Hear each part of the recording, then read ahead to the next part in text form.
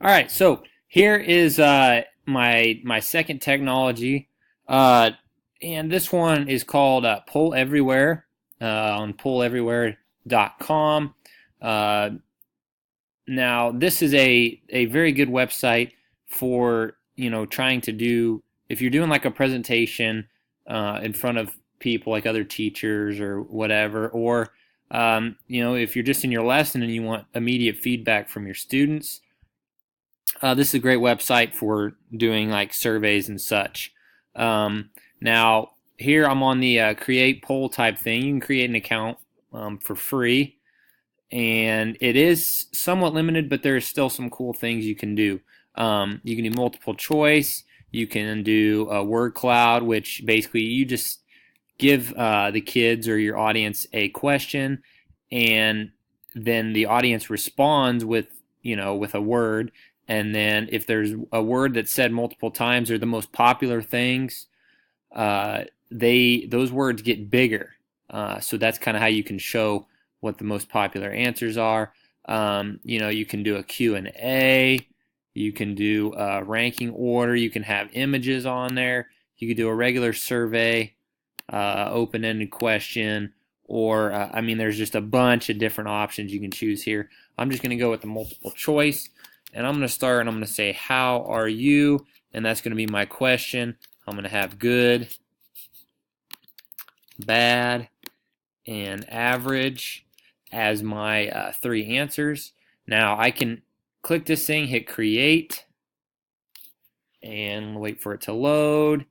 And then you can do a bunch of different little things to kind of set up your survey, how people can respond, whether it's website, text message, audience restriction, who can participate, how do you want to identify them. Each person, you can do the response settings, whether they can respond a certain number of times or as many times as they want. You can allow for changes, replies, stuff like that.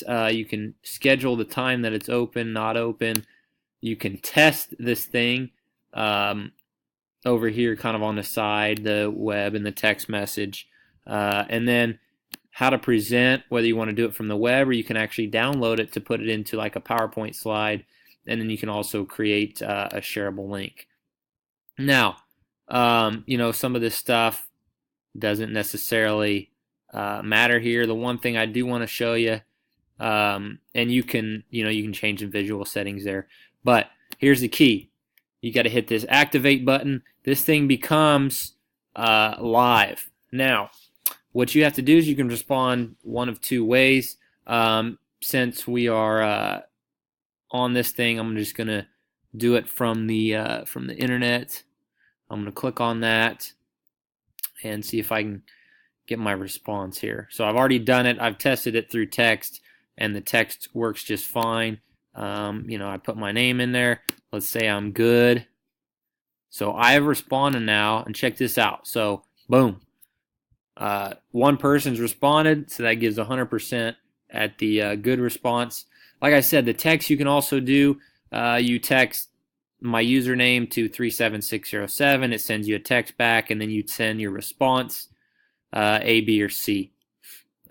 So you could shoot those out to your classes, text, or if you've got, so they could have their phones, or if you just wanted to do on some sort of technology that you have, like my school has Chromebooks.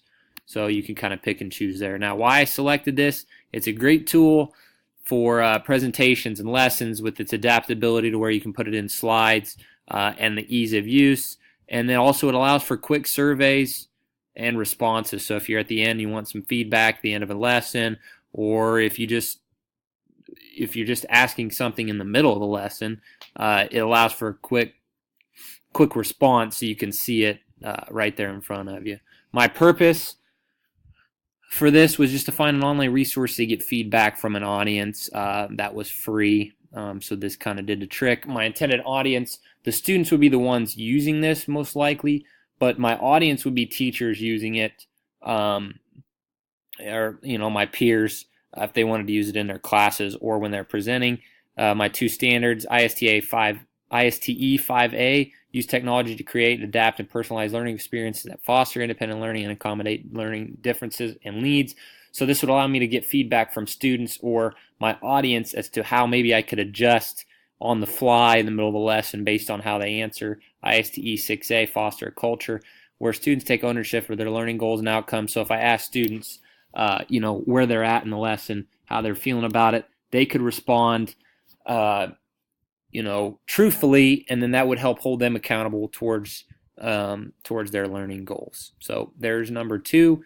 Poll everywhere was that one.